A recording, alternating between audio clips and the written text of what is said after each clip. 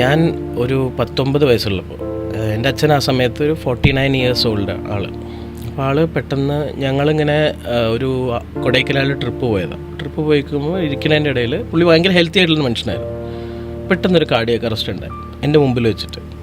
അപ്പോൾ എനിക്കന്ന് നമ്മുടെ ഈ CPR എടുപ്പിക്കുക അങ്ങനെയൊന്നും അറിയില്ല എൻ്റെ ഏജിൽ. ഞാൻ അതിനെ ആലോചിക്കണില്ലല്ലോ നമുക്ക് ഇങ്ങനെയൊക്കെ സംഭവിക്കും. സഡൻ ഡെത്തായിരുന്നു.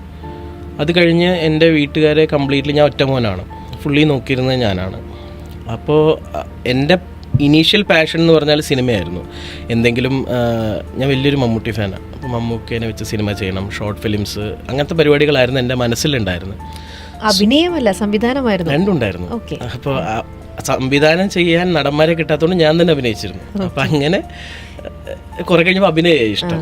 അപ്പോൾ അങ്ങനെ പോയിക്കൊണ്ടിരുന്നു, ഷോർട്ട് ഫിലിംസും കാര്യങ്ങളും. അപ്പോൾ അതിന് വേണ്ടിയിട്ടും പൈസ റോളിംഗ് ഉണ്ടായിരുന്നു, അതുപോലെ പല കാര്യങ്ങൾക്കും. അത് കഴിഞ്ഞ് എൻ്റെ ഒരു ലവ് മാരേജ് ആയിരുന്നു. അപ്പോൾ അത് കഴിഞ്ഞ് കല്യാണത്തിൻ്റെ ചിലവുകൾ.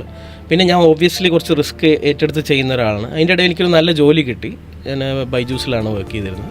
സോ അവിടെ വെച്ചിട്ട് എനിക്ക് അത്യാവശ്യം ശമ്പളം ഉള്ളതുകൊണ്ട് തന്നെ കുഴപ്പമില്ലാത്ത രീതിയിൽ ബാധ്യതകളൊക്കെ തീർത്ത് പോയിരുന്നു. അപ്പോൾ വീണ്ടും നമുക്കൊരു ആഗ്രഹം എന്തെങ്കിലുമൊക്കെ ചെയ്യണം, അമ്മയ്ക്കും ഇവർക്കൊക്കെ വേണ്ടി ചെയ്യണം എന്നുള്ള ആഗ്രഹത്തിൽ എൻ്റെ വീട്ടിൽ ഞാൻ, അമ്മ, അമ്മൂമ്മയുടെ അമ്മ, പിന്നെ എൻ്റെ ഭാര്യ, ഇത്രയും പേരെ ഉണ്ടായിരുന്നു അന്ന്. അപ്പോൾ ഞാനന്ന് അവർക്ക് വേണ്ടിയിട്ട് ഒരു വീട് വാങ്ങാനുള്ളൊരു പ്ലാൻ ഇട്ടു. അപ്പോൾ എൻ്റെ വീട് വാങ്ങി കഴിഞ്ഞപ്പോഴാണ് എനിക്ക് മനസ്സിലായത്, നമ്മൾ എപ്പോഴും നമ്മുടെ ശമ്പളത്തിൻ്റെ പകുതി കൂടുതൽ ഒരിക്കലും EMI എടുത്ത് വെക്കരുത്. അങ്ങനെ എടുത്ത് വെച്ച് കഴിഞ്ഞാൽ നമുക്കുള്ള എമർജൻസി ഫണ്ടുകൾ എല്ലാം ബ്ലോക്കാവും. എന്തെങ്കിലും ഒരു അത്യാവശ്യം വന്ന മെഡിക്കൽ കണ്ടീഷൻ വന്നാൽ ബ്ലോക്കാവും.